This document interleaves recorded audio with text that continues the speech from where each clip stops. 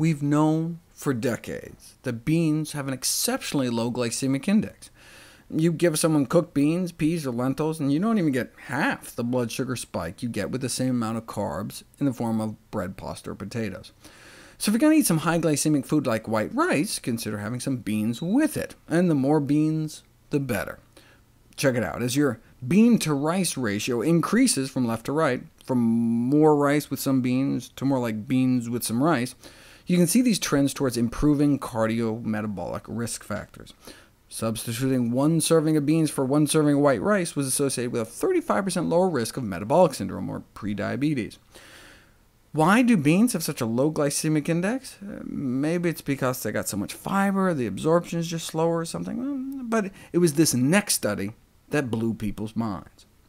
Started out same as before, give someone some bread for breakfast and get a big spike in blood sugar and insulin levels, but give the same amount of carbs in lentil form, and you blunt the effect. OK, but now let's follow through to lunch.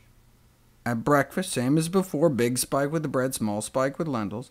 But then for lunch, both groups got the same meal, both got bread. And those that had lentils 4 hours earlier with breakfast had less of a glycemic reaction to the bread. At the time, they called it the lentil effect. But chickpeas appear to work just as well, so it has since been dubbed the second meal effect. Eat lentils for dinner, and then for breakfast, even if forced to drink sugar water, you have better glycemic control. Beans moderating your blood sugar not just at the meal you eat them, but hours later, even the next day. How is that even possible? The mystery has since been solved. Remember what our gazillions of gut bacteria do with fiber?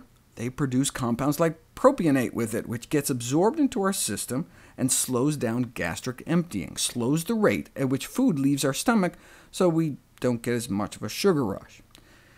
It's like symbiosis. We feed our good bacteria, they feed us back. So you have a bean burrito for supper, and by the next morning it's time for your gut bacteria to eat that same burrito, and the byproducts they create with it may affect how our breakfast the next morning is digested. They figured this out by giving people rectal infusions of the amount of propionate your good bacteria might make from a good burrito, and you can see the stomach relax within minutes of the rectal infusion. So I guess if you forgot to eat any kind of beans, peas, or lentils for supper, and need to blunt the effects of your breakfast donut, it's theoretically not too late, but in general I encourage people to administer their food orally.